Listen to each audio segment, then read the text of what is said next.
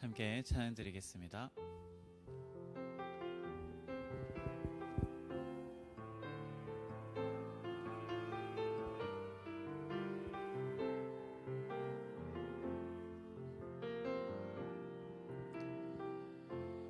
약할 때 강함 대신에 나의 보배가 되신 주 나의 모든 것.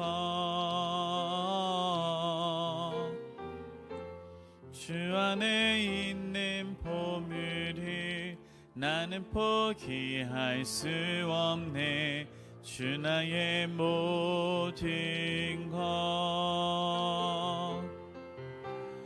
예수 어린 양 정결한 이름. 예수 어린 양 정결한 이름. 십자가 죄사하셨네. 십자가 죄사하셨네. 주님의 이름 찬양해. 주 나의 모든 것. 쓰러진 나를 세우고 나의 빈잔을 채우네. 주 나의 모든 것. 예수 어린 양 정결한 이름. 예수 어린 양 정결한 이름. 예수 어린 양. 예수 어린 양 정결한 이름. 예수 어린 양 정결한 이름.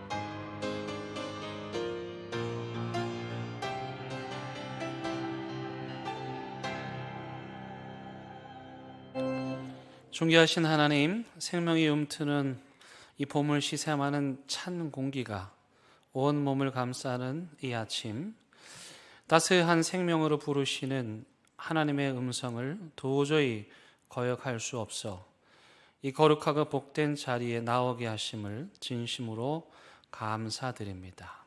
이 시간 우리를 위협하는 모든 어둠과 절망을 초국하시는 하나님의 거룩함에 압도되게 하시어 오직 성삼위 하나님께만 찬양과 감탄과 찬사를 올려드리게 하시기를 예수 그리스도의 이름으로 간절히 기원드립니다. 아멘.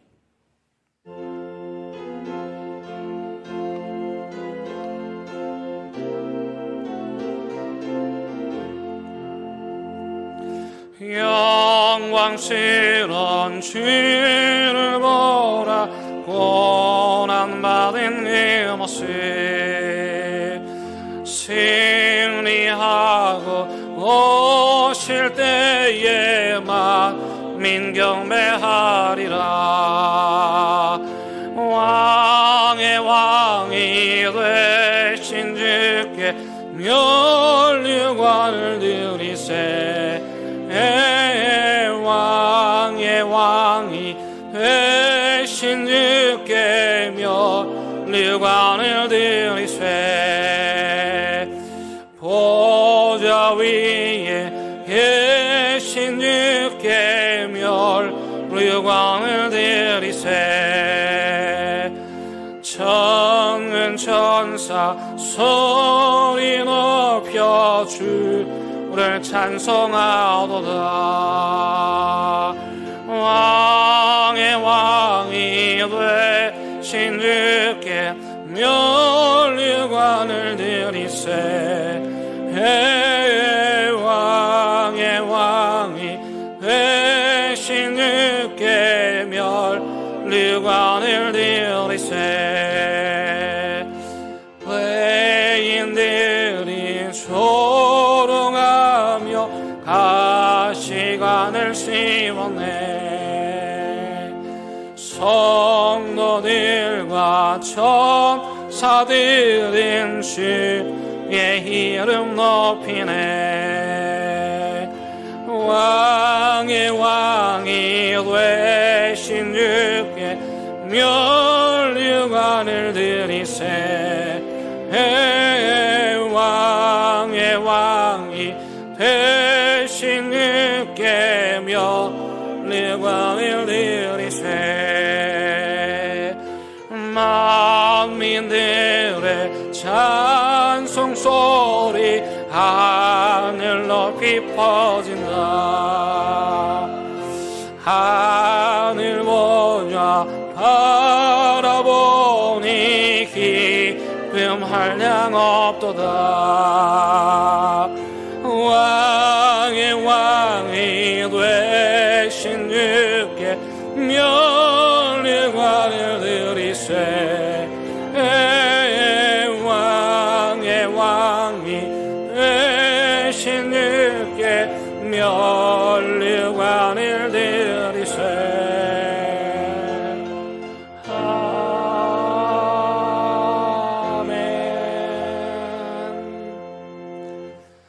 여호와를 자기 하나님으로 삼은 나라고 하나님의 기업으로 선택된 백성은 복이 있도다.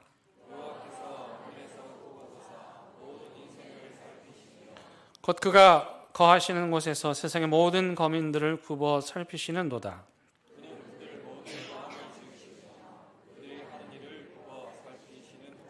많은 군대를 구원 얻은 왕이 없으며 용사가 힘이 세어도 스스로 구원하지 못하는도다.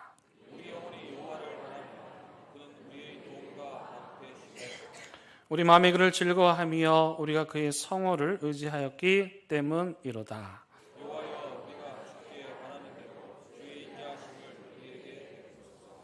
아멘. 나는 전능하신 아버지 하나님 천지의 창조주를 믿습니다. 나는 그의 유일하신 아들 우리 주 예수 그리스도를 믿습니다.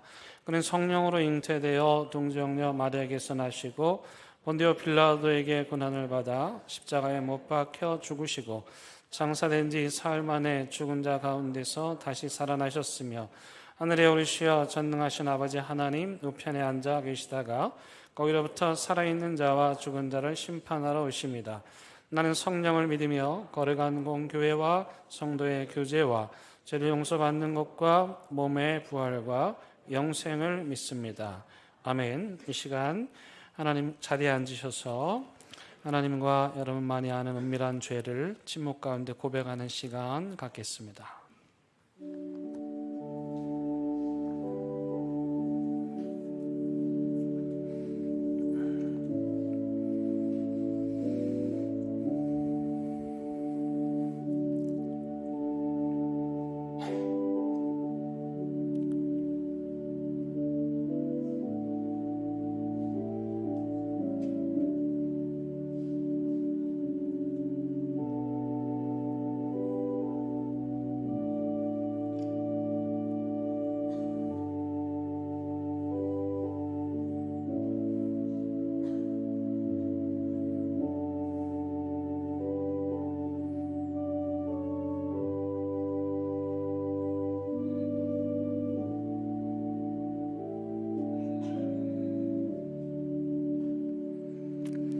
여기 진심으로 참여하는 자들을 향한 하나님의 위로와 용서의 말씀이 있습니다.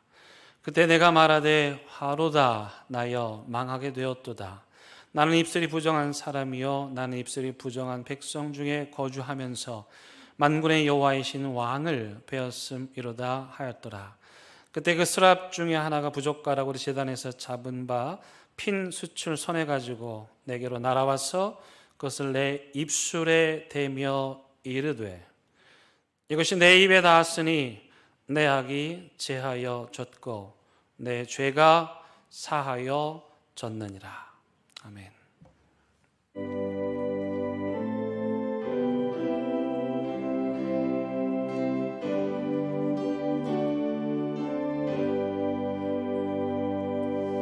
내 죄를 가까이 하게 하면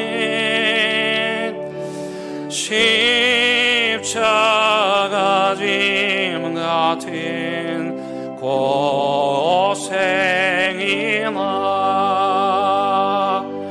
내 일생 소원이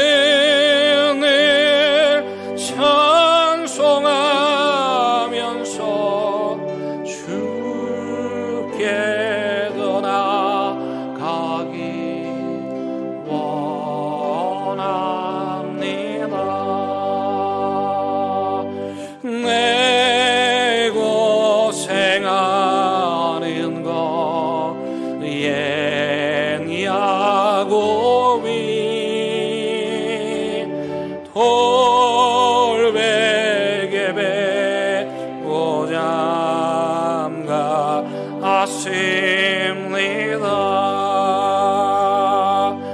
금에도 소원이 늘 찬송하면서 주께로 나가기 원합니다.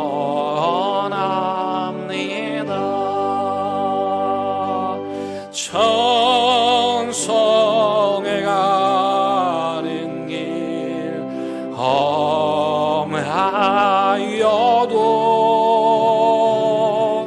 생명길 내나니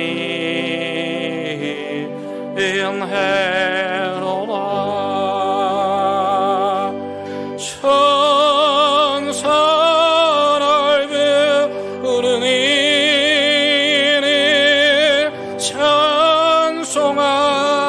찬송하면서 주께 더 나아가기 원합니다.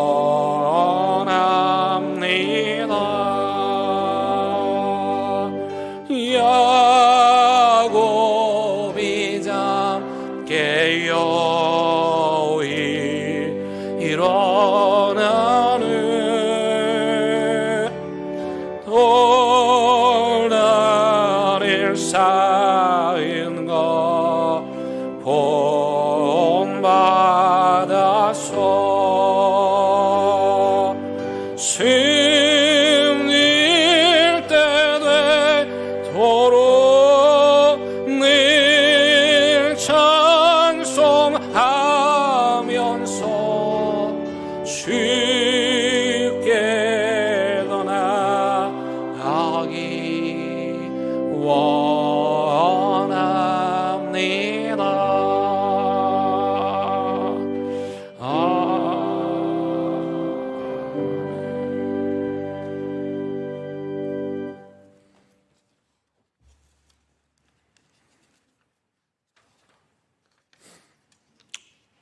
역사의 주관자 되시는 하나님 아버지, 오늘 이곳 대연교회 예배당에 나와서 대연교회 성도들이 같은 시간에 함께 예배를 드리게 하시는 하나님께 감사와 찬양을 올려드립니다. 이제는 계절의 변화를 통해 봄 기운을 느낄 수 있는 것처럼 하나님의 거룩한 뜻을 알게 하시고 역사의 주관자이시며 시간의 주인이신 하나님을 기억하는 시간이 되게 하옵시고 신령과 진정으로 드리는 예배의 시간이 되게 하옵소서. 주님께서는 저희들을 위해 가시면류관을 쓰시고 십자가를 지는 고난을 다 감당하셨음에도 저희들은 그 은혜를 잊어버리고 감사하며 살지 못하였음을 고백합니다. 주께서 징계를 받음으로 우리가 평화를 누리고 주께서 맞으신 채찍으로 우리가 나음을 입었사오니 이 은혜 안에서 주님의 의를 이루며 살아가는 저희들이 되게 하옵소서. 이번 사순절 기간을 통해 주님의 고난을 묵상하며 주님 가셨던 그 발자취를 따라 헌신하는 삶을 실천하며 주님의 음성을 듣고 간절히 기도함으로 겸손과 순종과 섬김으로 십자가의 길로 나아가는 시간이 되게 하여 주옵소서. 4월 10일쯤에는 22대 총선이 있습니다. 국민의 뜻을 대변하는 국회의원들을 세워주시고 당약보다는 하나님을 경외하고 국민의 눈물을 살피는 이들이 되게 하옵소서. 반목과 대립의 정치가 아닌 화목과 화해, 화합의 정치를 이루게 하옵소서. 저희 또한 일상생활 속에서 다름을 인정하고 일방적인 강요, 내 것이 우선이 아닌 이해와 설득을 구하고 말을 조심할 수 있는 삶을 살게 하옵소서. 정치인들, 목회자들, 성도들, 그리고 모든 이들이 자기의 십자가를 지고 자신을 부인할 줄을 알게 하옵소서. 사례비도 부족하지만 지금도 소외된 곳에서 이름도 빚도 없이 사역하는 이 땅의 모든 목회자를 위로하여 주옵시고 선말의 외딴 교회와 두메 산골의 외로운 교회를 끝까지 지키는 주의 종들과 먼 타국에서 선교 사역을 감당하는 선교사님들의 가정 또한 지켜 주옵소서. 그의 알게 모르게 이 세상의 빛과 소금의 역할을 감당하는 작은 예수의 삶을 사는 그리스도인들을 지켜 주옵소서. 교회를 떠난 가난한 성도들이 많이 있습니다. 재정적인 어려움, 가정들을 돌봐야 할 상황, 교회에서 관계로 인해 떠난 이들, 힘들어하는 저들에게 믿음 없다 탓하고 힘이 필요한 저들에게 지나친 헌신을 강요했습니다. 아파하는 저들에게 따뜻한 손길을 내밀지 못했고 위로가 필요한 저들에게 무거운 짐을 안겼습니다. 사랑이 필요한 저들에게 마음을 열고 다가가지 않은 채 익숙하고 가까운 사람들로 보이지 않는 벽을 만들어 더 큰 외로움을 느끼게 했습니다. 합리적인 의무를 의심과 불신으로 정죄하고 도전적인 질문 앞에 태도를 탓하며 불편해했습니다. 궁금해서 물어보는 저들의 진지한 질문을 가볍게 여기고 저희가 믿는 교리만을 지나치게 강요했습니다. 주님, 용서하여 주옵소서. 저희 공동체가 회개하고 회복해 하여 주옵소서. 미움, 시기, 질투보다는 서로 사랑하고 섬기는 대연 공동체가 되게 하옵소서.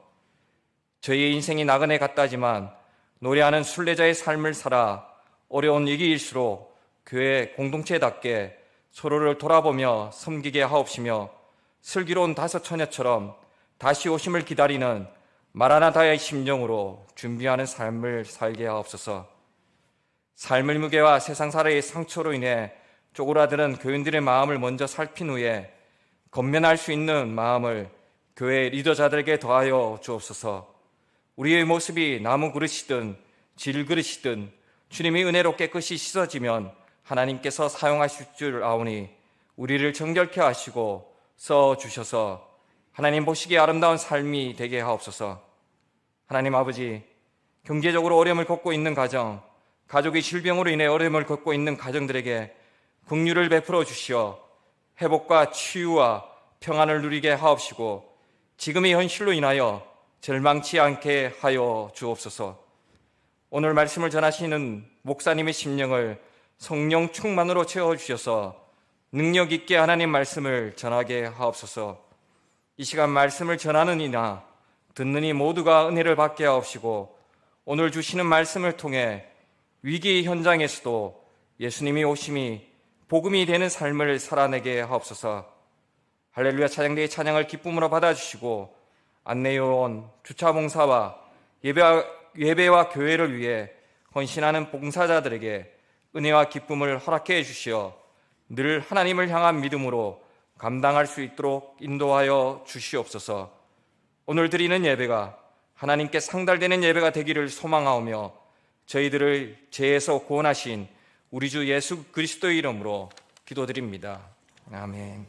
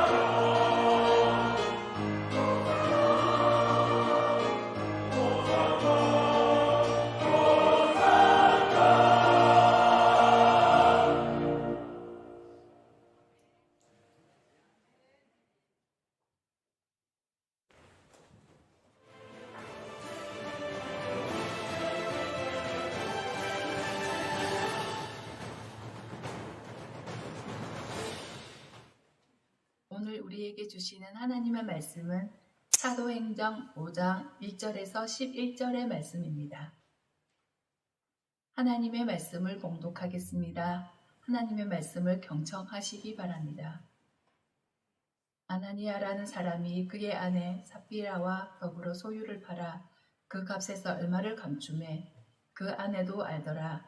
얼마만 가져다가 사도들의 발 앞에 두니 베드로가 이르되 아나니아야 어찌하여 사탄이 내 마음에 가득하여 내가 성령을 속이고 땅값 얼마를 감추었느냐.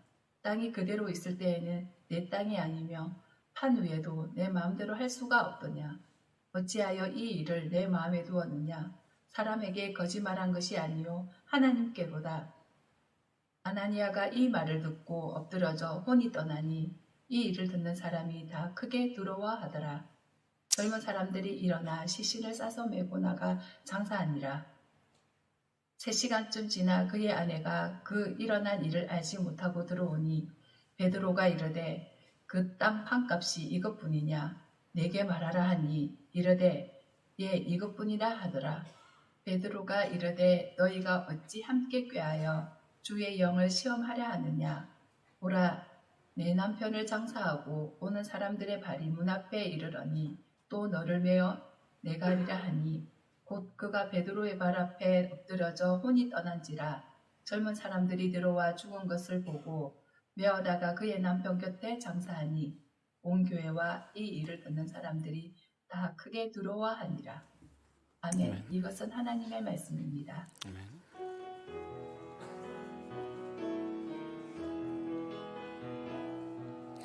이 말씀 따라 사는 동안 지치지 않게 하시고 이 말씀 따라 사는 동안 주님 나라 이루소서.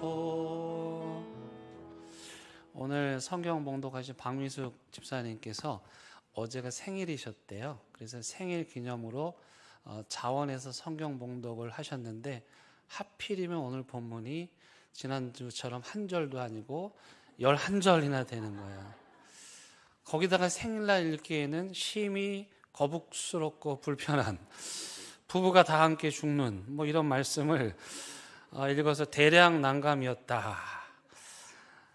지금 우리는 그 올 가을에 있을 로잔 선교 대회를 준비하면서 그 로잔 선교 대회 그 말씀 프로젝트에 동참한 교회들이 사도행전을 공동 본문으로 설교를 하고 있습니다. 그래서 오늘 우리 교회를 비롯해서 이 프로젝트에서 참여한 모든 교회들이 이 불편한 좀 거북스러운 이 본문을 똑같이 가지고 설교를 합니다. 사실은 대부분의 설교자들이 할 수 있으면 이 본문은 좀 피하고 싶고 건너뛰고 싶은데 그럴 수 없게 만들었습니다.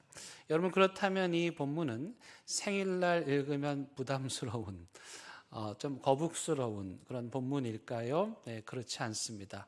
성경 봉독하신 분이 일부 예배를 드리셨는데 처음에 약간 당황하셨다가 말씀을 다 듣고 이해를 하셨습니다. 왜냐하면 이 본문은 우리의 마음을 불편하게 하는 본문이 아니고 자칫 잘못하면 예루살렘 교회가 어긋난 길로 갈 뻔했는데, 즉 그 기초가 흔들릴 뻔했는데 그 기초를 다시 잡게 해주는 사도행전 전체의 방향을 바로잡아 주는 매우 중요한 본문이기 때문입니다.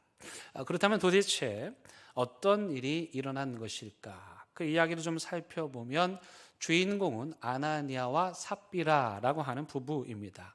아나니아의 이름의 뜻이 참 좋습니다. 여호와의 은혜이고요. 그래서 사도행전에 보면 어느 한 예언자 그리고 대제사장의 이름도 아나니아였습니다. 이로 미루어 이 집안은 꽤 믿음의 명망 가문이라고 알 수가 있고, 지금 이 사도들 그룹 중에서도 적어도 중간 이상 가는 지도자 그룹이었다는 것을 알 수가 있습니다. 이 두 사람이 우리가 얼마 전에 살펴본 것처럼 바나바가 성령의 감동을 받고 자신의 재산을 팔아서 사도들에게 주었고 그것을 통해서 교회 가난한 자들을 도왔잖아요.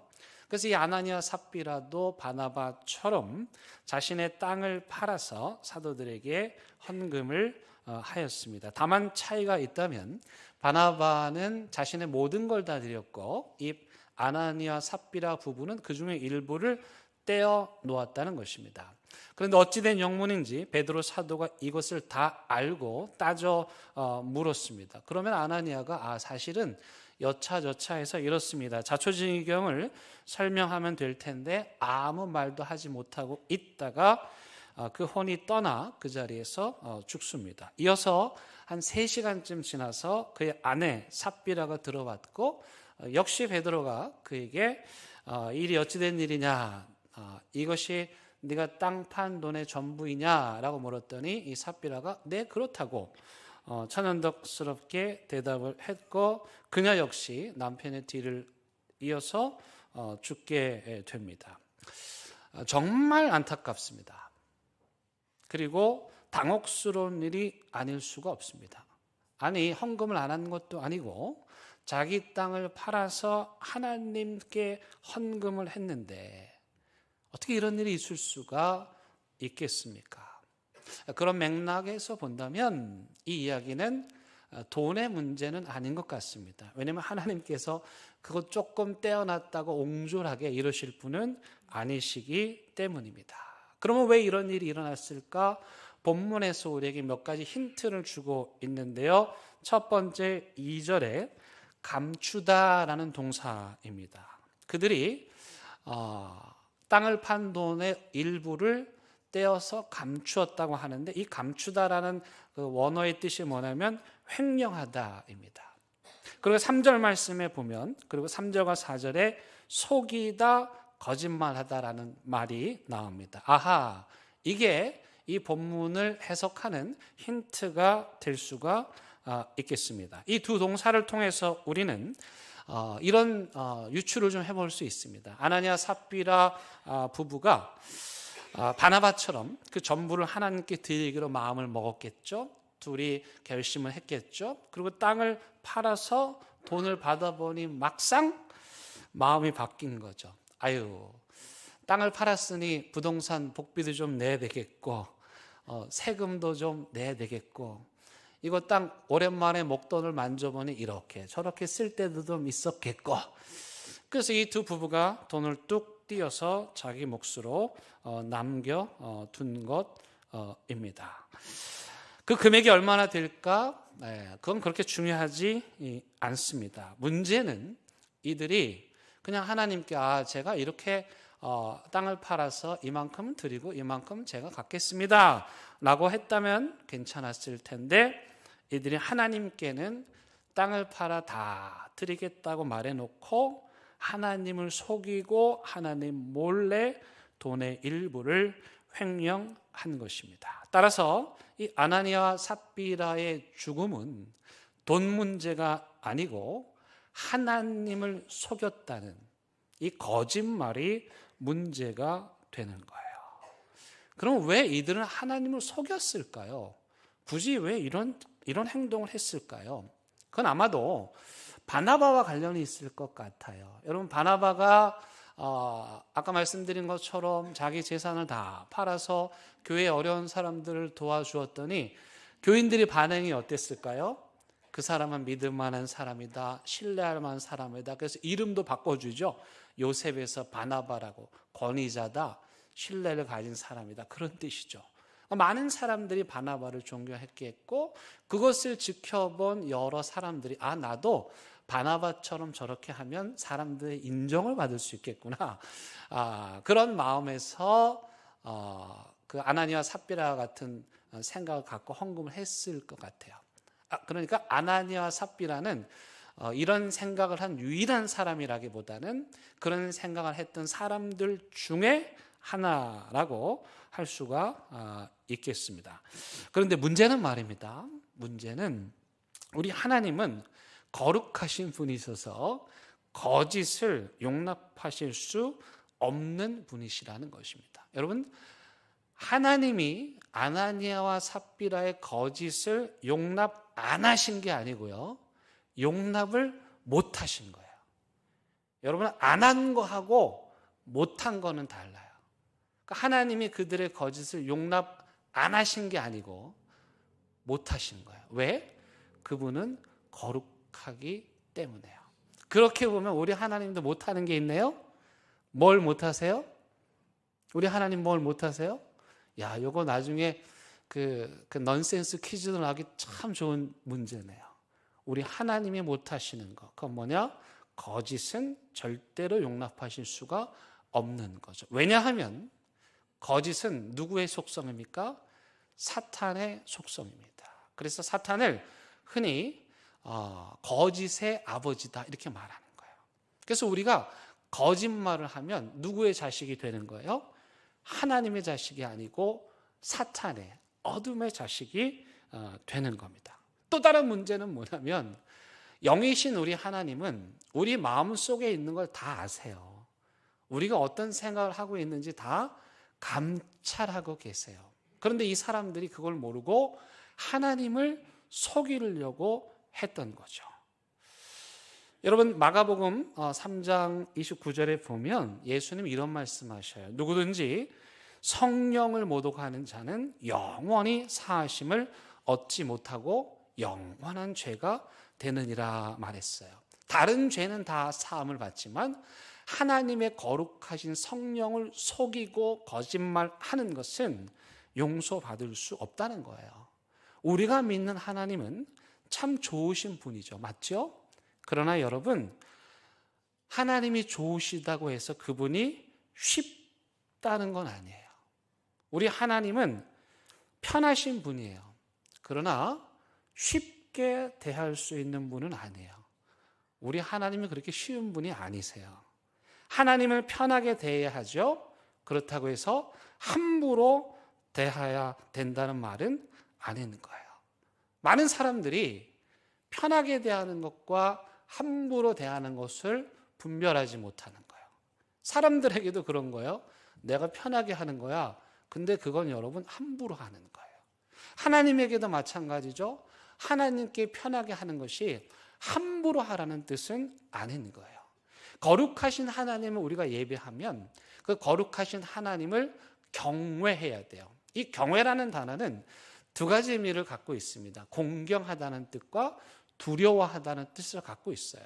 하나님을 공경하다는 말은 이해가 되는데, 아니 하나님을 왜 두려워해야 될까? 왜냐하면 그분은 흠도 점도 없는, 죄가 하나도 없으신 거룩하신 분이시기 때문에 그렇습니다. 죄인인 우리가 거룩하신 하나님에 서면 그 거룩하신 하나님의 영광에 압도되어서, 오늘 제가 아까 사제 확신에서 읽어드린 말씀처럼 이사야가 하나님을 만났을 때 어땠습니까? 여러분, 우리가 하나님 만나고 싶다고 말하죠. 좋으신 하나님 만나면 얼마나 좋겠어요?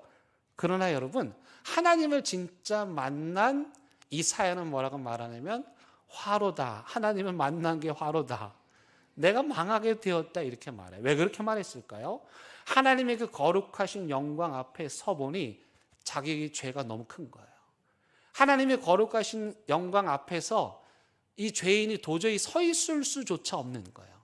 그 거룩하신 하나님의 영광에 압도되어서 도저히 아무 말도 할 수 없을 정도로 된 상태, 그게 하나님을 만난 상태입니다.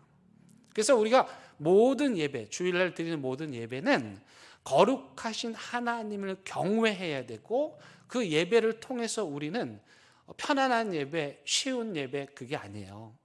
진짜 예배는 그 거룩하신 하나님의 영광에 압도돼서 어쩔 줄 몰라 하는, 마음이 너무 불편하고 거북스러워지는, 그러나 그 거룩한 부담이 우리로 하여금 우리의 모든 죄악을 다 씻게 만드는, 그게 바로 하나님의 거룩한 영광이에요. 그래서 베드로 사도가 이 아나니아와 삽비라 부부의 거짓된 행동에 대해서 매우 엄격하고 단호하게 대처를 합니다. 저는 사실 이 베드로의 모습이 되게 낯설어요. 오늘 본문의 베드로요. 저는 복음서의 베드로가 좋습니다. 그러면 어떻습니까? 복음서의 베드로? 물 걷겠다고 하다가 빠지고요. 예수님 뭐 최고 이러다가 또 사탄이 되기도 하고요. 덜렁대면서 내가 예수님 끝까지 지키겠습니다. 그러다가 여종 앞에서 막 배신하고요. 저는 그게 되게 인간적으로 보여서 개인적으로는 베드로를 되게 좋아해요. 그뿐만 아니라 이 베드로 사도는 그가 노년에 쓴, 은퇴하고 이제 하나님 나라 가기 직전에 쓴 글이 베드로 전후서입니다. 여러분, 우리 교회 새벽기도 나오시는 분들, 베드로 전후서를 통해서 본 베드로 사도의 모습은 어떤 모습이었죠? 어떤 사도였죠? 이런 냉혹한 사도였습니까? 아니에요. 사랑의 사도였어요. 어쩌면 그렇게도 이 베드로 사도는 노년에 사랑하라고 이야기하고 있는지 몰라요. 근데 오늘 베드로의 모습은 그렇지 않죠. 매우 엄격하고 단호해요. 왜 그럴까요? 그것은 하나님의 거룩한 교회의 지도자로서 하나님과 마찬가지로 이 문제는 베드로 사도가 안 하는 게 아니고 뭐 하는 거예요? 안 하는 게 아니고 뭐 하는 거예요? 못 하는 거예요.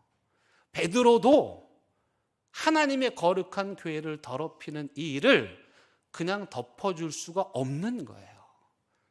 베드로도 하나님도 못한 일을 베드로가 어찌 하겠어요. 그래서 안 하는 게 아니고 이건 못하는 일인 거예요. 왜 그러냐? 여러분, 죄의 특징이 뭐냐면 죄는 가만히 놔두면 옆에 사람에게 전염이 됩니다. 아담의 죄가 누구에게 전염됐습니까? 하와에게 전염이 됐죠. 오늘 아나니아의 죄가 누구에게 전염이 됐습니까? 그의 아내 삽비라에게 전염이 됐죠. 부창, 부수. 죄가 이렇게 전염이 돼요. 그런가 하면 죄가 전염이 돼서 점점 더 커지고 확산이 됩니다. 그렇게 죄 가운데 있다 보면 어떻게 되냐면 죄가 죄인 줄 몰라요. 죄에 대해서 둔감하게 되는 거예요. 사과 상자 속에 썩은 사과 하나가 사과 전체를 썩게 만드는 것처럼 교회 공동체가 거짓을 용납하면, 거짓을 덮고 넘어가면 교회 전체를 썩게 만드는 거예요. 그래서 그토록 인간적이고 그토록 사랑을 말했던 베드로 사도가 이 문제 앞에서는 이토록 냉혹하게 질문을 이렇게 보면 제가 들어도 막 가슴이 철렁 내려앉을 정도로 베드로 사도가 왜 이러지? 싶을 정도로 단호하게 대처하였던 것입니다. 여러분, 지금 그 아나니아와의 삽비라의 죽음을 이렇게 볼 수도 있을 것 같아요. 하나님이 어떤 분이십니까? 거룩하신 분이죠.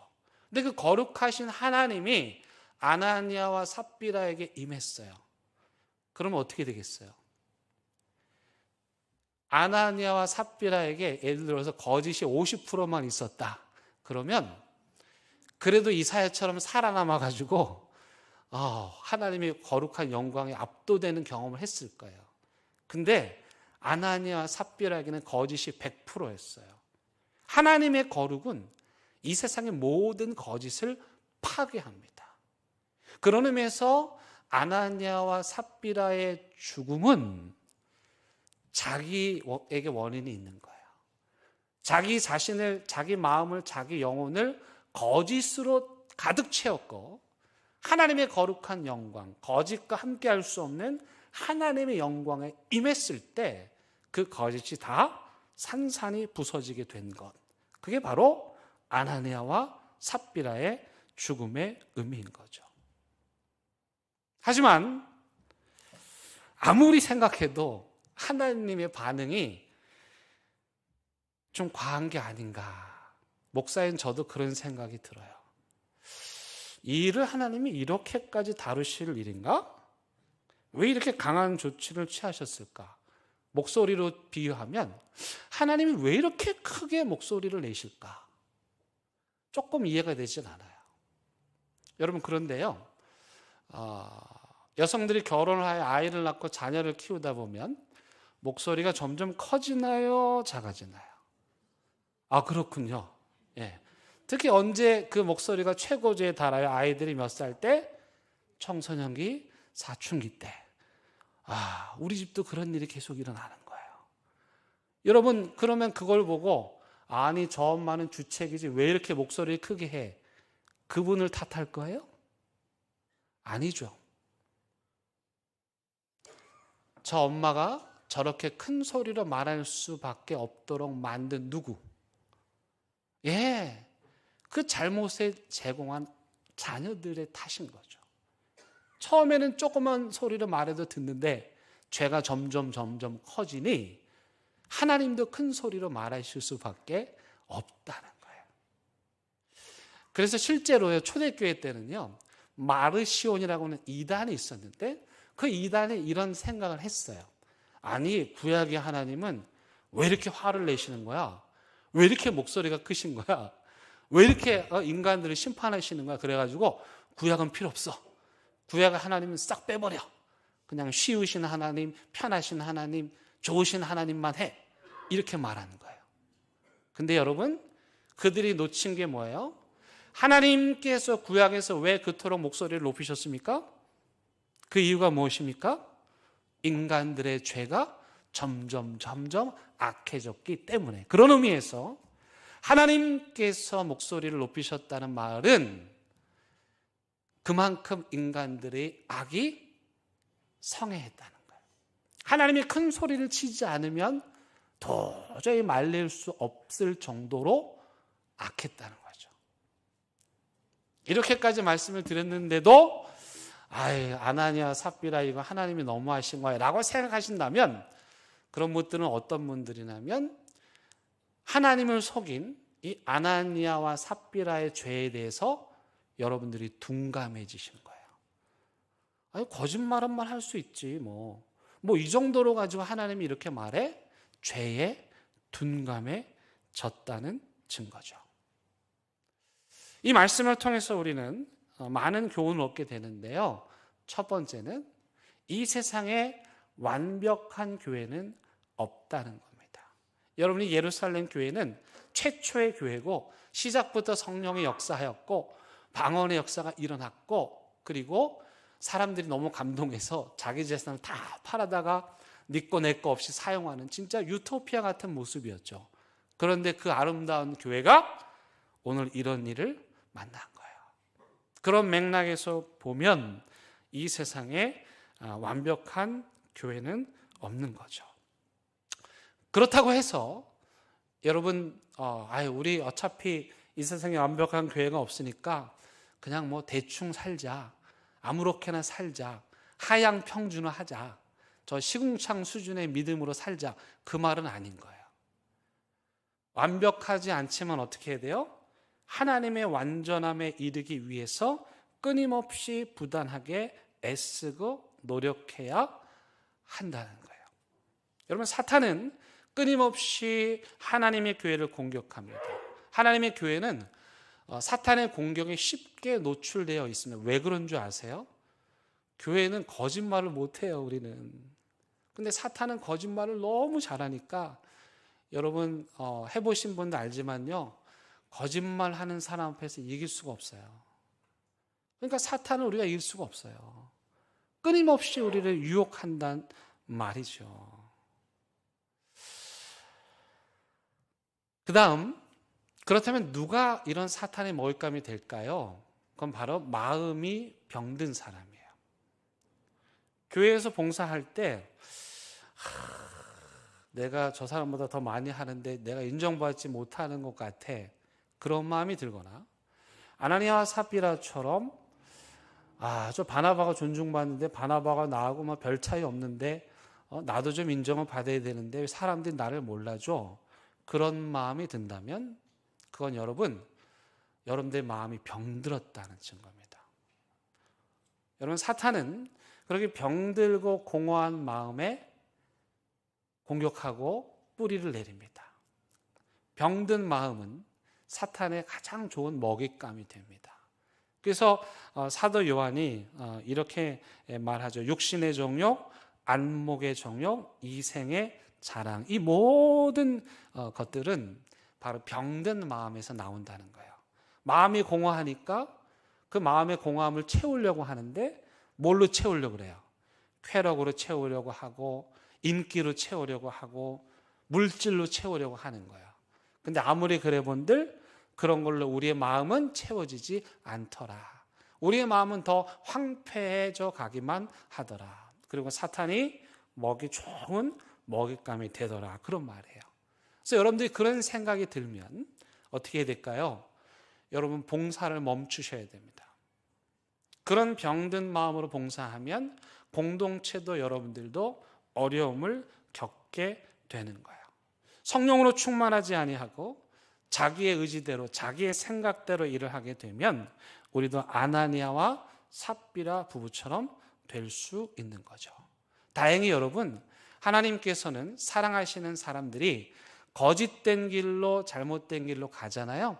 그러면 그 길을 막으시고 멈추십니다. 만약에 여러분들이 하나님 보시기에 부끄럽고 잘못됐고 이건 누가 봐도 거짓이고 불의한 일인데 계속 그 일을 하고 있다. 근데 아무런 일도 일어나지 않는다. 오히려 더 잘 된다. 그러면요, 그건 하나님이 사랑하시는 게 아니라 포기하시는 거예요. 하나님이 진짜 사랑하잖아요. 그러면 여러분들이 잘못된 길로 가면 그 즉시 막으시고 멈추게 하십니다. 왜요? 사랑하니까요. 제가 고등학교 때 집에서 학교까지 지하철을 타고 다녔어요. 그때 지하철은 어떻게 했냐면 구간별로 돈을 받았는데 한 달권을 끊으면 1구간은 6,000원, 조금 먼 이 구간은 9,000원이에요. 근데 하필이면 저희 집에서 학교까지 딱 한 정거장 차이로 이 구간이에요. 몇 정거장 차이요? 한 정거장 차이로 이 구간이야. 그러니까 6,000원 낼 거를 9,000원 내고 다녀야 되는 거예요. 그래서 저를 비롯해서 많은 친구들이 6,000원짜리를 끊어가지고 다니는 거예요. 왜 그게 가능하냐? 그때는 기계로 넣지 않고 영무원들이 이렇게 보는 거예요. 그럼 거기에 숫자 1, 2 이렇게 써 있단 말이에요. 근데 여러분 출퇴근 시간에 제가 학교 등하교를 하니까요.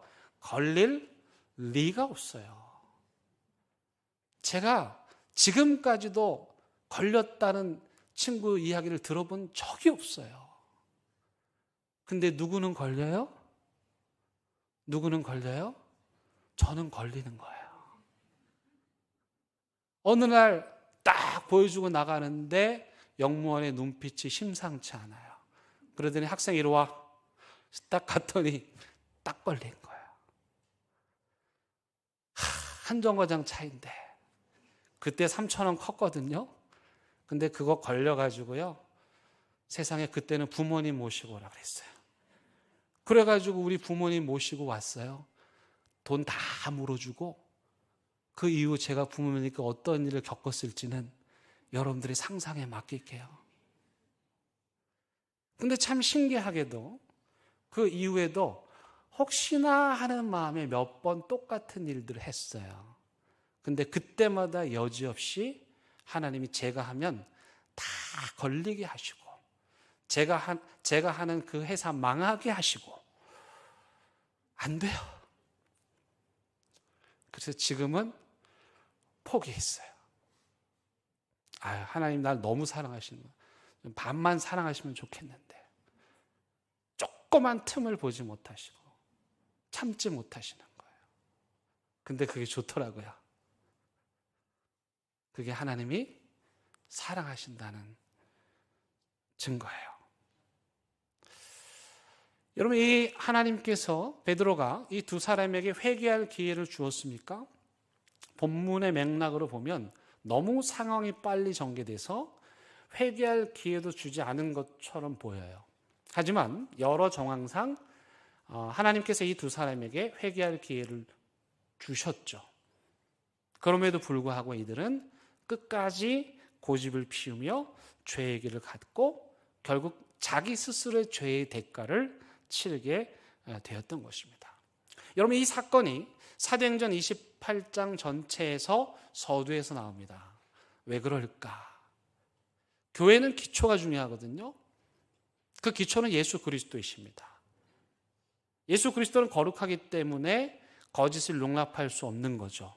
그런데 예루살렘 교회가 조금씩 그런 일들이 생겨나기 시작했고, 그래서 하나님께서는 그 일을 싹부터 잘라버리신 거예요. 여러분, 서울에 가면 롯데타워가 있는데요. 그 롯데타워의 기초가 얼마나 튼튼하게 세워졌을까요? 대한민국 최고의 건물이거든요. 만약에 그 기초가 튼튼하지 못했다면 그 건물은 설 수 없는 거예요. 여러분, 교회의 기초는 누구십니까? 예수 그리스도이십니다. 여러분들의 가정의 기초는 누구셔야죠? 예수님이셔야 돼요. 여러분들의 개인의 기초가 누구세요? 예수님이셔야 돼요. 그런데 예수님을 기초로 하면서, 진리의 말씀을 기초로 하면서 거짓과 손잡을 수 없는 거예요. 그건 불가능한 일입니다. 놀라운 사실은 이 충격적이고 우리를 당황하게 만들었던 이 사건 이후 예루살렘 교회가 그러면 어떻게 되었는가 궁금하시죠?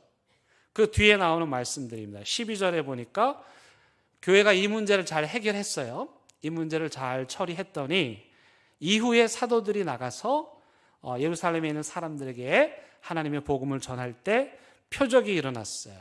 놀라운 일들이 일어났어요. 무엇보다도 온 성도들이 한 마음이 되었어요. 13절에 보니까 교회 밖의 사람들도 예루살렘 교회를 칭찬했어요. 14절에 보니까 그 결과 예루살렘 교회가 엄청난 시험에 들었었는데, 엄청난 문제 앞에 직면해서 좌초될 위기에 놓였었는데 그 문제를 잘 해결하고 났더니 교회가 부흥을 했고요. 베드로 사도와 다른 사도들이 나가서 병자들을 치유하는데 어느 정도냐면 사람들이 베드로가 걸어갈 때 베드로의 그림자만 지나가도 병이 낫는다라고 할 정도로 하나님께서 놀라운 기적을 보여주셨어요. 마지막 16절에 보니까 예루살렘뿐만 아니라 예루살렘 밖에 있는 사람들이 그 소식을 듣고 몰려왔고 이 역시 사도들을 통해서 그들 모두가 치유되고 고침받고 회복되는 놀라운 역사가 일어났어요. 그래서 여러분 오늘 설교의 제목이 뭡니까? 여러분 같이 한번 해볼까요? 오늘 설교의 제목 시작. 휴, 다행이다. 한 번 더 휴, 다행이다. 왜 다행이에요? 자칫 이 두 사람의 거짓으로 인해서 무너질 뻔했던 예루살렘 교회가 하나님께서 그 죄악을 막으심으로 제2, 제3의 아나니아가 생길 것을 막으셨으니 진짜 다행이죠. 그리고 이 사건을 통해서 교회의 주인은 베드로도 바나바도 아나니아도 아닌 누구시다? 하나님이시라는 사실이 만천하에 알려졌으니 천만 다행이다. 그리고 이 교회가 해결하기 어려운 문제를 잘 해결하였으니 천만 다행이다. 여러분, 어떤 분들이 만약 우리 교회는 좋은 교회입니다. 왜냐하면 우리 교회는 아무 문제가 없기 때문입니다. 그렇게 말하는 사람이 있다면 그건 거짓말입니다. 이 세상의 모든 교회는 다 문제가 있죠. 그렇다면 좋은 교회는 어떤 교회일까요? 문제가 있지만 그 문제를 잘 해결할 줄 아는 교회가 좋은 교회입니다. 문제를 만났을 때 그 문제 때문에 넘어지는 수준이면 안 좋은 교회예요. 그러나 어떤 문제가 생기든지 그 문제를 성숙하게 해결할 줄 아는 신앙 공동체라면 여러분 그런 교회 진짜 좋은 교회입니다. 마지막으로요. 사탄은 끊임없이 여러분들의 인생이라는 화로에 불이 타오르지 않도록 계속 물을 끼얹을 거예요. 아나니아 삽비라를 통해서 성령의 역사에 찬물을 끼얹은 것처럼 말입니다. 하지만 염려하지 마세요. 제가 예전에 사진을 하나 보여드렸는데요.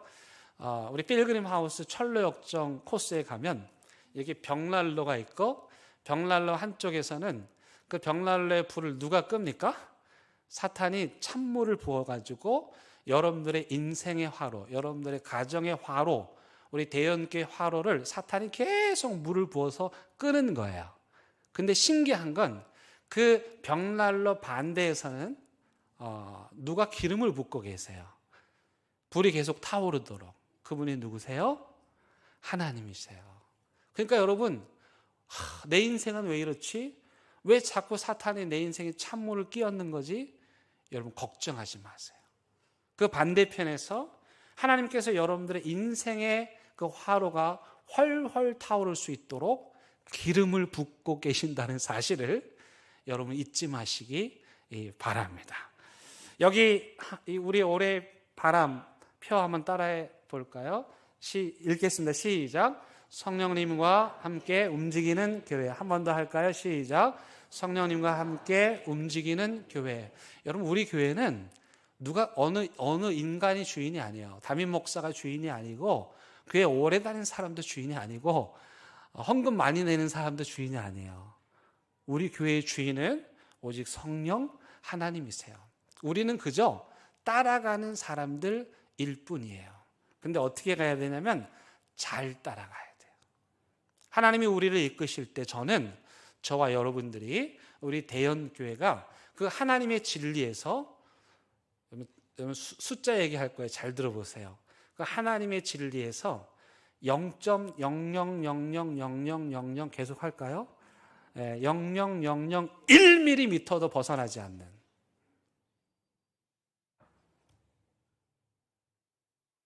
한 치도 벗어나지 않고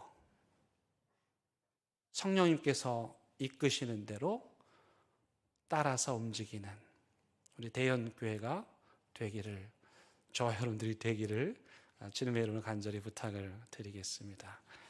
이 시간 찬양할 건데요, 여러분, 우리 교회는요 예수 그리스도의 보혈로 흠뻑 적셔진 교회예요.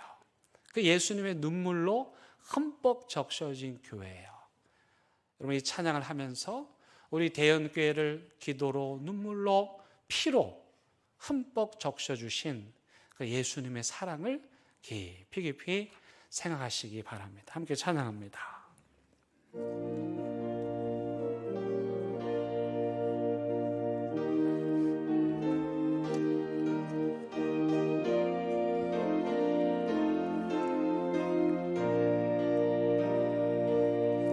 갈보리 산 위에 십자가 섰으니 주가 고난을 당한 표라. 험한 십자가를 내가 사랑하면 주가 보혈을 흘림이라. 죄의 승리를 얻기까지 주의 십자가 사랑하리. 빛나며 유관 맞기까지 험한 십자가 붙들겠네. 멸시천대 받은 주의 십자가에 나의 마음이 끌리도다. 귀한 어린 양이 세상 죄를 지고 험한 십자가 지셨도다. 죄의 승리를 얻기까지 주의 십자가 사랑. 피나며 유관 맞기까지 험한 십자가 붙들겠네. 험한 십자가에 주가 흘린 피를 믿는 마음으로 바라보니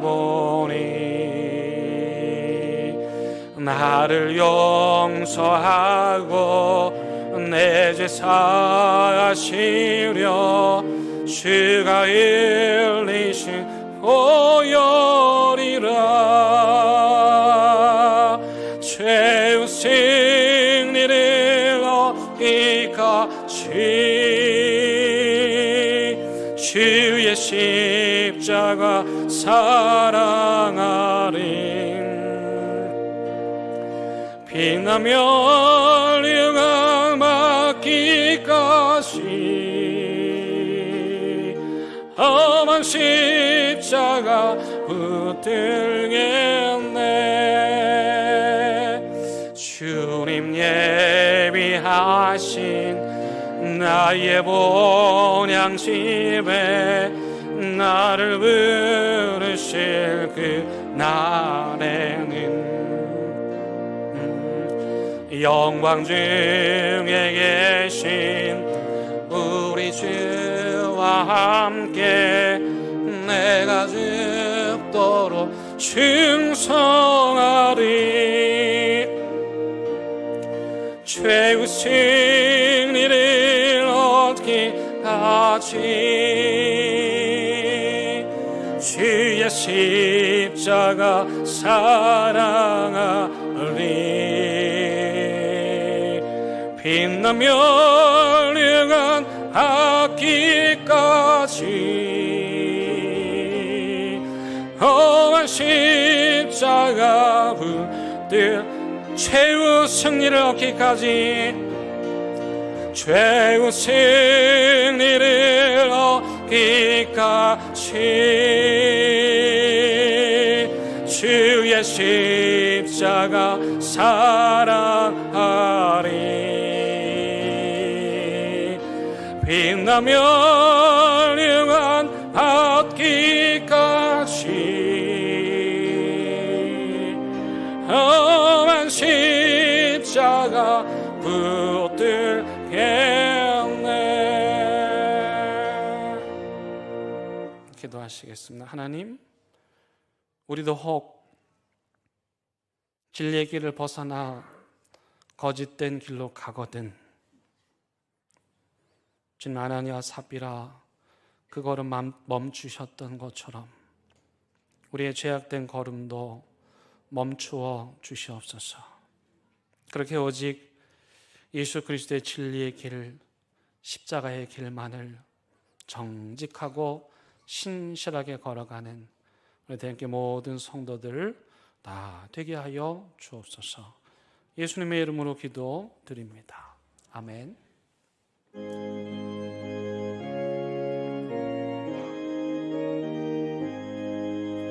진리와 명되신 주 이 몸을 바치옵니다. 믿음과 소망 사랑에 한 마음 내게 하소서.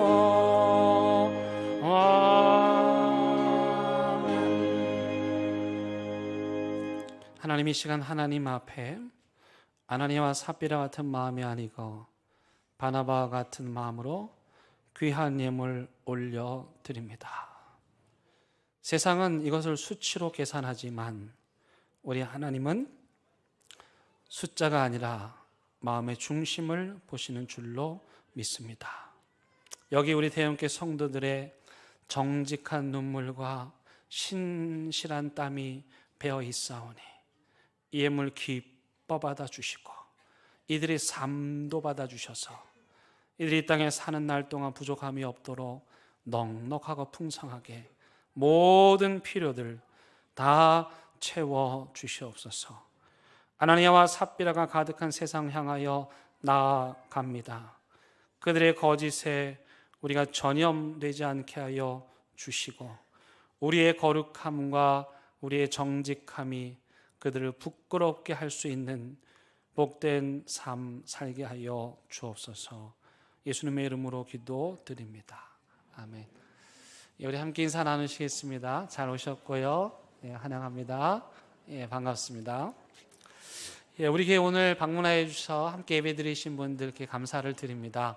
여러분들의 믿음과 신앙의 여정에 우리 대연교회가 함께 하고 싶습니다. 도움이 필요하신 분들은 예배 후에 저를 만나시거나 우리 성도님들께 말씀해 주시면 감사하겠습니다.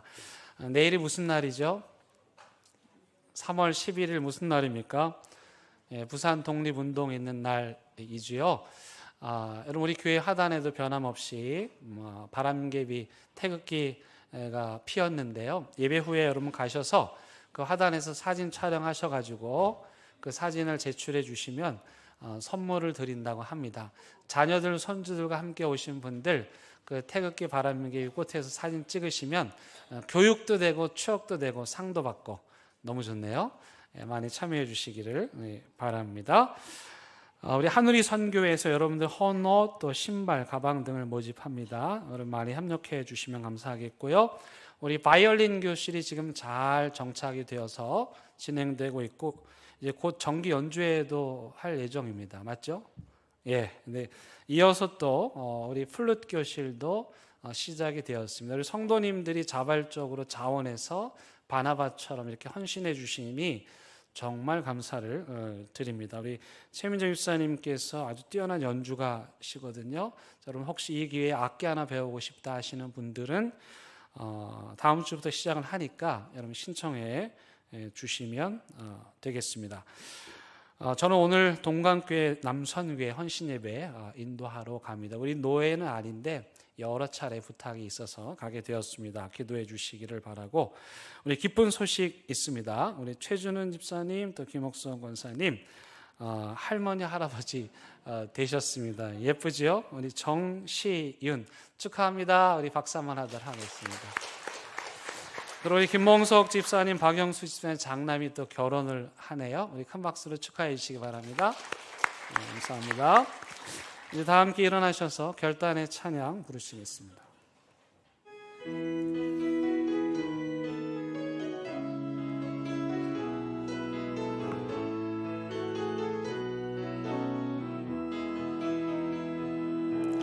그 선하님의 고요히 감사하여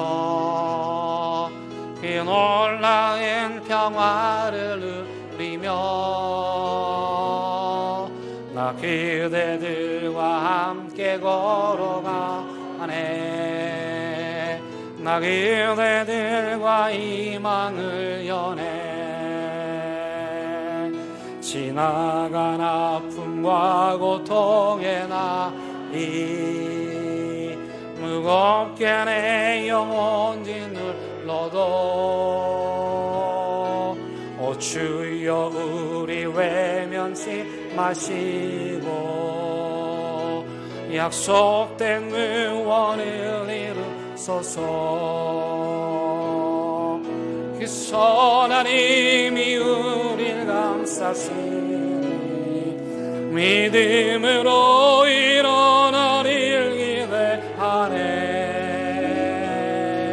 주 언제나 우리와 함께 계셔 하루 또 하루가 늘 새로워. 우리 주님 예수 그리스도의 은혜와 하나님의 크신 사랑과 성령님의 인도하심이 우리가 어긋난 길로 가지 않도록 항상 진리의 길로 의의 길로 인도해 주신 하나님의 손 꼭 잡고 우리의 남은 평생이 하나님을 기쁘시게 하며 나와 더불어 살아가는 우리 성도들, 이웃들, 가족들을 행복하게 하는 그러면 믿음의 복된 길을 걷기로 다짐하고 또 다짐하는 사랑하는 대한민국의 모든 성도들 위해 이들의 가정과 일터와 사업장 위에 온라인 예배를 드리고 있는 가정의 재단 그리고 이 나라 이 민족 위에 이제부터 영원토록 함께 하시기를 간절히 축원합니다. 아멘.